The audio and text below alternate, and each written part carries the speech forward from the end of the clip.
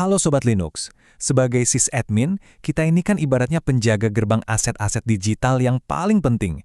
Nah, salah satu aset yang paling berharga itu ya nama domain. Ini bukan cuma sekedar alamat loh, tapi ini tuh identitas kita di dunia maya. Jadi menjaganya itu udah jadi prioritas utama. Oke, di pembahasan kita kali ini kita bakal ngobrolin sesuatu yang super penting, tapi jujur aja sering banget kelewat, yaitu status domain.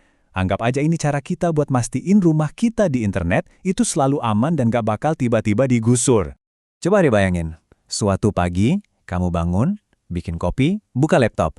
Website andalan yang kamu kelola tiba-tiba nggak bisa diakses. Lenyap begitu aja, panik kan? Nah, mimpi buruk kayak gini sebetulnya bisa banget kita cegah cuma dengan ngerti satu informasi simpel yang bakal kita bedah bareng hari ini. Jadi, apa sih sebenarnya status domain itu? Gini deh, gampangnya. Status domain itu informasi resmi yang nunjukin kondisi terkini nama domain kamu. Kalau domain itu alamat rumah kamu di internet, nah status domain ini ibaratnya sertifikat kepemilikan rumahnya. Beneran, ini tuh bukti sah siapa pemiliknya dan apakah rumah itu lagi ada masalah atau enggak. Sekarang, yuk kita ikuti perjalanan rumah internet kita ini. Sama kayak properti di dunia nyata, domain itu juga punya siklus hidupnya sendiri. Mulai dari pertama kali dibangun, sampai bisa aja suatu saat nanti ditinggalkan. Nah, ini dia nih kondisi idealnya. Status registered atau active itu artinya kamu adalah pemilik yang sah, sertifikatnya bersih, dan kamu lagi nyaman-nyamannya tinggal di rumah itu. Website jalan, email lancar, semuanya aman terkendali. Inilah status yang kita semua mau. Waduh, ini lampu kuning pertama nih. Status expired itu ibaratnya kamu lupa bayar PBB tahunan. Tiba-tiba ada surat peringatan nempel di pintu rumah. Rumahnya sih masih ada, tapi udah dalam bahaya. Websitenya nggak bisa diakses sampai kamu lunasin tunggakannya. Kalau status expired tadi dicuekin, domain bakal masuk ke fase redemption period.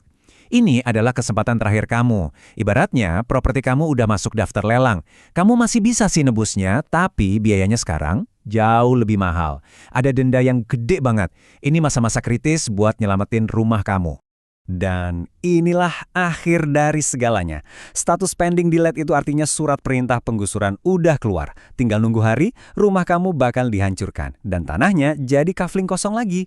Kalau udah sampai tahap ini, udah. Nggak ada lagi yang bisa dilakuin. Nama domain itu bakal bebas dibeli sama siapa aja. Ngeri kan? Jadi, setelah ngelihat perjalanan yang bisa jadi serem banget tadi, jelas banget kan kenapa kita harus super peduli sama hal ini.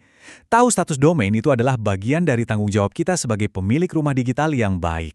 Jadi kenapa harus peduli? Pertama, ya jelas, buat menghindari kedaluarsa, biar rumah kita nggak disita. Kedua, buat memperlancar transfer, jadi kalau mau jual beli domain, prosesnya mulus. Ketiga, buat deteksi masalah lebih awal, siapa tahu ada yang iseng mau ngambil alih domain kita. Dan yang terakhir, tentu aja buat keamanan, biar gembok digital rumah kita itu selalu kuat. Oke, jangan panik dulu. Sekarang kita masuk ke bagian praktisnya. Gimana sih caranya kita ngecek sertifikat digital ini? Gampang banget kok. Jawabannya simple. Pakai layanan yang namanya Whois. Anggap aja Whois ini kayak kantor pertanahan publik buat seluruh internet. Kamu tinggal masukin aja nama domain apapun, dan Whois bakal nampilin semua data publiknya, termasuk yaitu tadi statusnya saat ini. Gampang banget dan gratis. Nah, sekarang giliran kamu Sobat Linux. Saya mau nantang kamu. Abis ini coba deh luangin waktu sebentar buat langsung cek domain penting yang kamu kelola. Gimana statusnya? Apakah sertifikatnya aman? Pajaknya udah lunas? Pastiin rumah internet kamu dalam kondisi paling prima ya.